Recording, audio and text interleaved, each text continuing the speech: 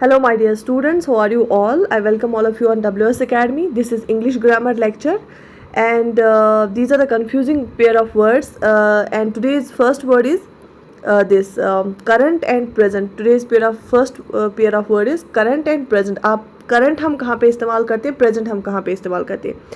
Current and present refer to things happening now. Obviously जो present ही हो रहा है या अभी जो हो रहा है उसमें उसको हम करंट भी बोलते हैं. करंट इश्यूज़, करंट अफेयर जो अभी हो रहा है या प्रेजेंट इश्यूज़ है ना. पास्ट और फ्यूचर की बातों को हम उनको ना करंट बोलेंगे ना प्रेजेंट बोलेंगे. ठीक है. यूजुअली हम इन दोनों वर्ड्स को ना इंटरचेंजेबली इस्तेमाल करते हैं. Current is used in sense of generally now and present is often used more in sense of immediately now in this place moment. ठीक है.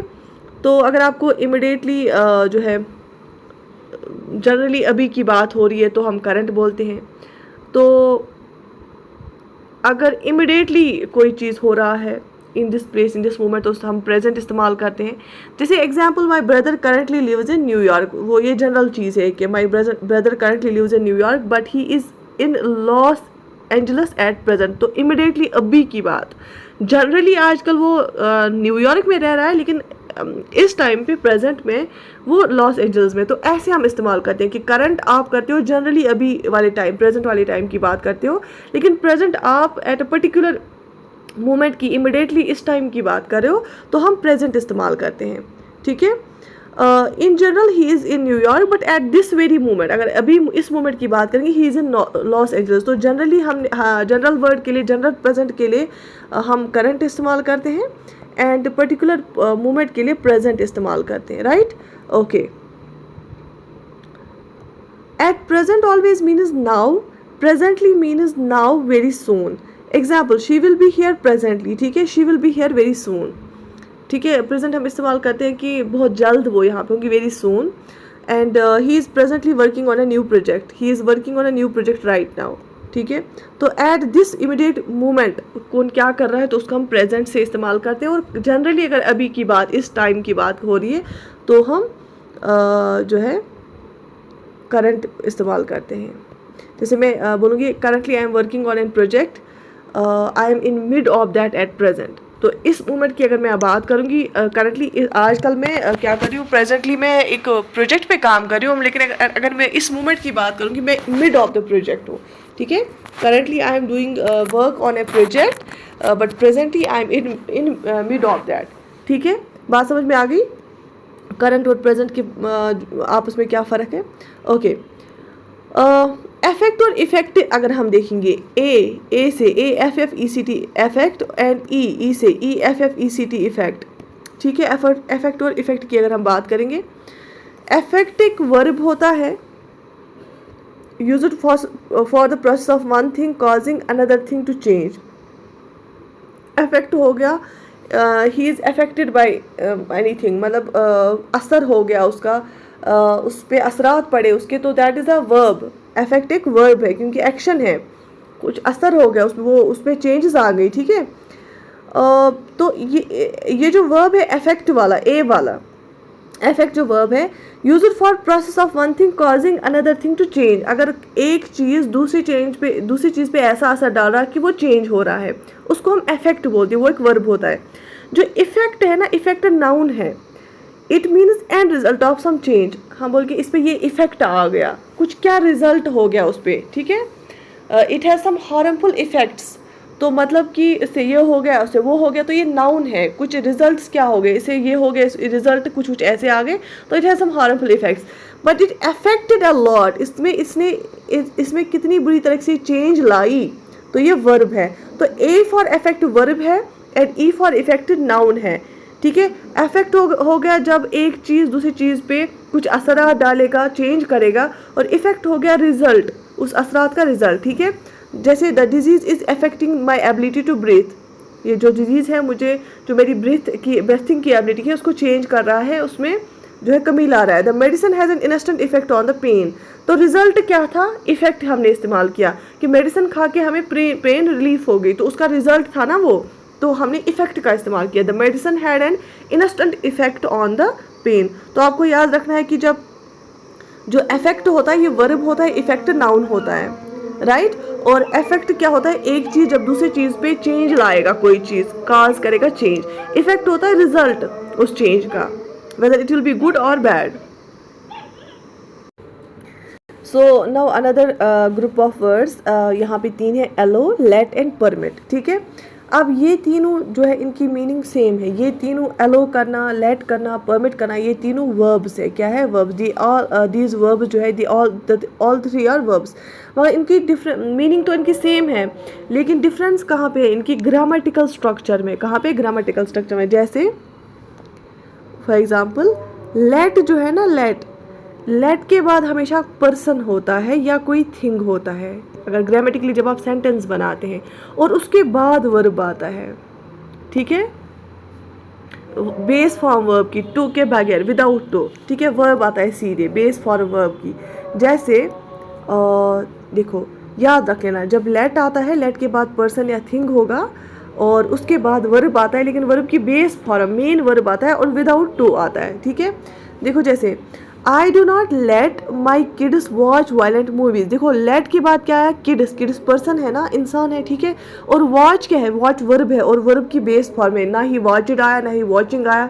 ठीक है, ना ही टू वॉच आया, ये वॉच है simply. So I don't let my kids watch violent movies, या don't let the advertising expenses surpass 1000। तो लेट के बाद एडवर्टाइजिंग एक्सपेंसेस एक चीज़ है और सरपास हो गया वर्ब। ठीक है, दिस $1000। अच्छा, the simple past tense of let is also let. जब पास्ट टेंस अगर हमें लेट का लिखना होगा, वो भी लेट ही होता है, तो देयर इज नो चेंज, तो ये लेट ही रहता है। ओके, अच्छा, अब अगर हम एलो और परमिट की बात करेंगे, ये लेट से ज़्यादा फॉर्मल होते हैं। ठीक है, लेकिन however with allow and permit we use to plus verb. Let के साथ हम सिंपली वर्ब इस्तेमाल करते थे विदाउट टू, लेकिन एलो और परमिट के साथ हमें वर्ब को क्या ऐड करना पड़ता है, एलो और परमिट के साथ जब हम इस्तेमाल करते हैं वर्ब को, हमें पहले टू लगाना पड़ता है। देखो मैं आपको एग्जांपल में दिखाऊंगी। और देखो, I do not allow my kids, I do not allow, allow हमने यूज़ किया ना, माई किड्स, तो पर्सन आया, टू वॉच, तो वर्ब से पहले टू हमने लगाया। I do not allow my kids to watch violent movies, तो जब हम एलो इस्तेमाल करते हैं, पर्सन आता है और फिर वर्ब, लेकिन वर्ब से पहले टू आता है। ठीक है, और इसके बाद our boss does not permit us, अब परमिट हमने इस्तेमाल किया, परमिट के बाद अस आया, तो पर्सन आया, to eat lunch at our desk, तो लंच वर्ब, ईट वर्ब है, तो बेसिक फॉर्म ऑफ वर्ब है, लेकिन उससे पहले टू आया। तो एलो और परमिट जब भी हम इस्तेमाल करते हैं तो वर्ब से पहले टू आता है। Our boss does not permit us to eat lunch at our desk. ठीक है, तो जब भी हम एलो इस्तेमाल करेंगे या परमिट इस्तेमाल करेंगे, तो उसके बाद तो पर्सन आएगा, लेकिन वर्ब, पर्सन के बाद वर्ब आएगा, लेकिन वर्ब से पहले टू आता है। ठीक है, जो परमिट होता है ना, परमिट फॉर्मल होता है। ठीक है, और उससे कम फॉर्मल होता है एलो, और लेट जो है वो सबसे कम फॉर्मल होता है। परमिट मोस्ट फॉर्मल वर्ड है यूज़ करने के लिए, एलो उससे कम थोड़ा फॉर्मल है, और लेट सबसे कम फॉर्मल है। ठीक है, तो इनफॉर्मलिटी यूज़ करने के लिए, तो दैट मीन्स लेट के बाद क्या आता है, लेट के बाद पर्सन आएगा, वर्ब आएगा, लेकिन टू इस्तेमाल नहीं हम करते हैं। एलो और जो परमिट है ना, उसके बाद पर्सन आता है, फिर टू आता है, फिर बेस फॉर्म वर्ब की आती है। ठीक है, तीनों क्या है, तीनों वर्ब्स हैं। Okay,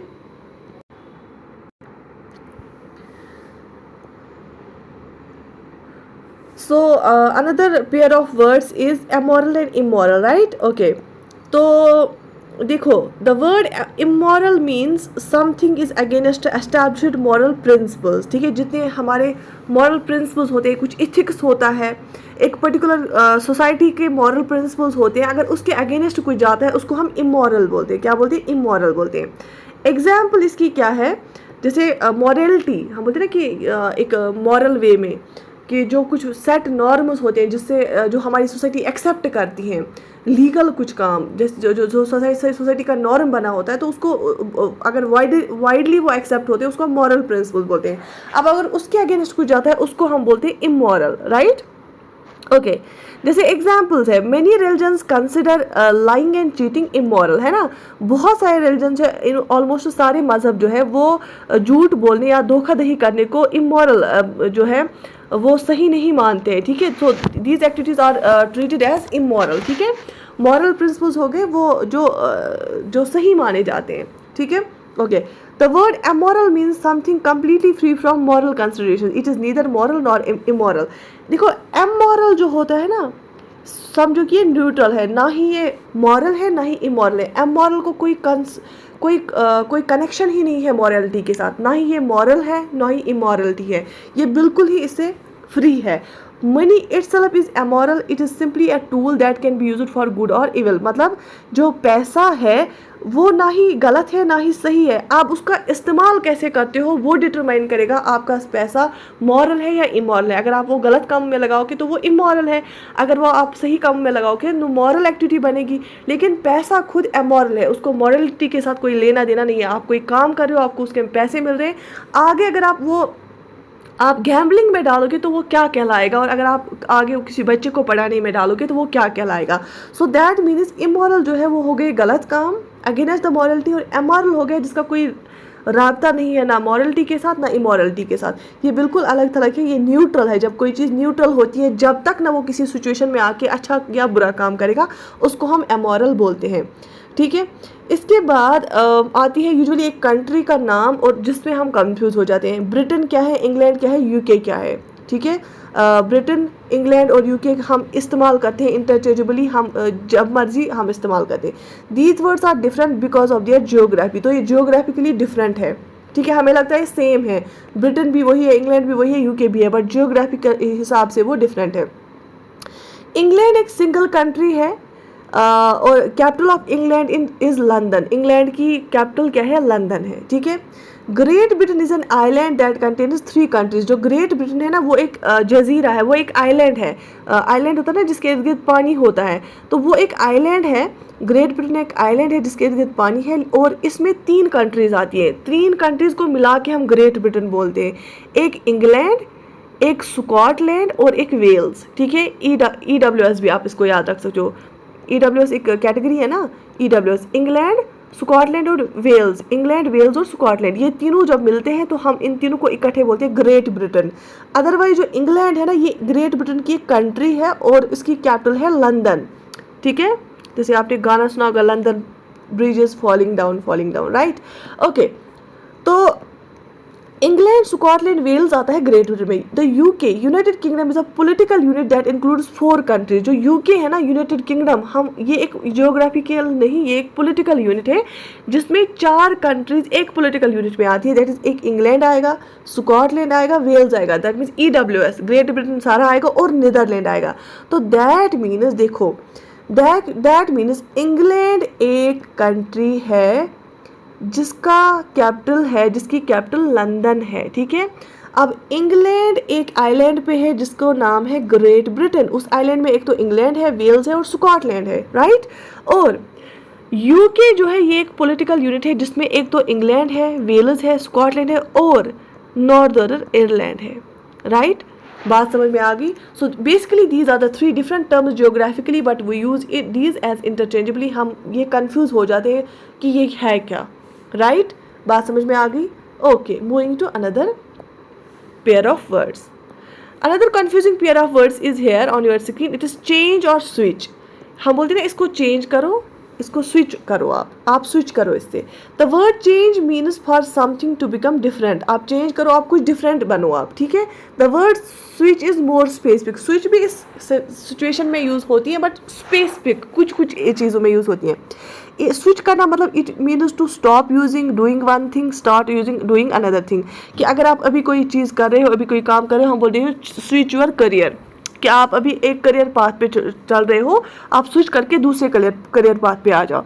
for example, I am going to change a few things in my life this year. की मैं कुछ चीज़ें चेंज कर रहा हूँ इस साल में अपनी लाइफ में। I wasn't happy with my Nokia phone, so I switch to Samsung. तो देखो, जनरल अगर हम कुछ डिफरेंट बनते हैं ना तो उसको हम बोलते हैं चेंज। लेकिन अगर आप एक चीज़ से दूसरी चीज़ जाते हैं ना तो हम उसको बोलते हैं स्विच करना। I stop using Nokia and started using Samsung. तो नोकिया को छोड़ के हमने सैमसंग यूज़ किया, उसको बोलते हैं स्विच करना। वो चेंज जो है उसको हम स्विच बोलते हैं। लेकिन जब आप कुछ तब्दीलियाँ, बहुत सारी तब्दीलियाँ डिफरेंट वे में करते हैं तो उसको हम चेंज बोलते हैं। ये किसी भी तरह की होती है। लेकिन जब आप एक सब्जेक्ट से दूसरे सब्जेक्ट आते हैं, एक करियर से दूसरे करियर आते हैं, एक पैटर्न से दूसरे पैटर्न आते हैं, हम बोलते हैं उसने स्विच किया। पहले एक पे था, अब किसी और पे। लेकिन चेंज में क्या कर सकते हो, कुछ 3 चीज़ें आप छोड़ सकते हो, 2 चीज़ें आप ले सकते हो। आप 2 चीज़ें छोड़ सकते हो, कोई और चीज़ नहीं ले सकते हो। आपने 2 अपनी हैबिट, फॉर एग्जाम्पल आप स्मोकिंग करते थे और आपको आदत थी बैक बाइटिंग की, आपने बोला आज से मैं ना स्मोकिंग करूँगा, आई क्विट स्मोकिंग, एंड ना ही मैं बैक बाइटिंग करूँगा, दोनों बुरी आते हैं ना, तो आपने ये दोनों चीज़ें छोड़ी तो आप चेंज हो गए, लेकिन आपने कोई और चीज़ नहीं ली ना, इसके स्विच नहीं किया, आप चेंज हो गए। इसको बोलते हैं चेंज। स्विच करना मतलब अगर आप क्या करते, अगर आप स्मोकिंग, ट्रेडिशनल स्मोकिंग छोड़ के ई सिगरेट पीते तो वो हो गया स्विच करना। I switch it from the traditional smoking to the e cigarette, वो हो गया स्विच करना। ठीक है, तो आज के बाद कंफ्यूज तो नहीं हो जाओगे। आज के बाद जो आपकी अंग्रेजी होगी तो वो बिल्कुल परफेक्ट होगी, परफेक्ट नहीं फिर भी ठीक होगी, राइट। ओके, ऐसी ही बात आती है कंफ्यूजिंग वर्ड्स की, cloth, clothes, clothing, right. Cloth, cloth, clothes, clothing, right. Clothes and clothing refer to things you wear, shirts, pants, dresses, suits. तो क्लोथ्स और क्लोथिंग जो है ये दो, इसका मतलब होता है कपड़े जो हम पहनते हैं, shirt, pant, dresses, suits, scarfs, ठीक है। Cloth is a material, the fabric. Cloth हम बोलते हैं मटीरियल को, फैब्रिक को, जिससे कपड़े बनते हैं। तो जो बने हुए कपड़े ना उनको हम क्लोथ्स या क्लोथिंग बोलते हैं, ठीक है। क्लोथिंग या क्लोथ्स हम बोलते हैं जो बने हुए कपड़े होते हैं। क्लोथ जो होते हैं ना वो क्लोथ हम उसको प्रोनाउंस करते हैं, वो मटेरियल होता है, फैब्रिक होता है, कॉटन, वूल, स्लिक। क्लोथ मतलब ये एक फैब्रिक है, कॉटन का भी हो सकता है, वूल का भी हो सकता है, स्लिक का भी हो सकता है। लेकिन जो शर्ट पैंट होता है वो उसमें डिफरेंट मटेरियल्स भी हो सकते हैं, डिफरेंट पैटर्न्स भी हो सकते हैं, वो बना हुआ होता है। So different types of cloth हम बोलते हैं, ये कॉटन, वूल, स्लिक का डिफरेंट टाइप्स ऑफ क्लोथ। तो एक मटेरियल को हम क्लोथ बोल सकते हैं, एक फैब्रिक को हम क्लोथ बोल सकते हैं, लेकिन शर्ट पैंट ड्रेस सूट जो होते हैं उसको हम क्लोथ्स बोलते हैं। क्लोथ्स और क्लोथिंग, ठीक है, हम क्लोथ्स बोलते हैं और क्लोथिंग बोलते हैं, right. Okay, clothing is more formal. Clothing एक फॉर्मल ज़्यादा है, usually refers to general category, men's clothing, women's clothing etcetera. तो ये एक जनरल कैटेगरी ऑफ क्लोथिंग, मतलब जो ड्रेसेस होने, जनरल कैटेगरी ऑफ ड्रेसेस को हम जब रेफर करना होता है तो हम क्लोथिंग बोलते हैं। ये एक फॉर्मल, ज़्यादा फॉर्मल है, जैसे girls clothing, men's clothing, women clothing. One clothes refer to individual item. हम जब हम क्लोथ्स की बात करते हैं, क्लोथ्स की बात करते हैं, CLOTHES, क्लोथ्स की बात करते हैं, तो उस टाइम क्या हम बात करते हैं, उसमें शर्ट भी आ सकती है, उसमें पैंट भी आ सकते हैं, पेयर ऑफ पैंट आ सकता है, उसमें स्कार्फ आ सकता है, उसमें दुपट्टा आ सकता है, राइट। तो पर्टिकुलर जो डिज़ाइन होता है एक पर्पज स्पेसिफिक केस के लिए, तो हमारे जो कपड़े हैं उसमें क्लोथ्स हम बोल सकते हैं। लेकिन क्लोथिंग हम एक जनरल कैटेगरी के लिए, मतलब ये औरतों की कपड़े हैं उसमें हम clothing, men's clothing, women clothing बोलेंगे, तो जनरल कैटेगरी आती है, वो ज़्यादा फॉर्मल है। For example, you pack your clothes in your suitcase before going on a trip. जो क्लोथ्स होते हैं वो डिफरेंट आइटम्स उसमें हो सकते हैं, पैंट हो सकते हैं, शर्ट हो सकते हैं, फ्रॉक हो सकता है, नाइट ड्रेस हो सकता है, तो उसमें हम उसको क्लोथ्स बोलते हैं कि आप सूट किस में क्लोथ्स अपने डालो और ट्रिप पे चलेंगे। तो बट क्लोथिंग एक कैटेगरी है।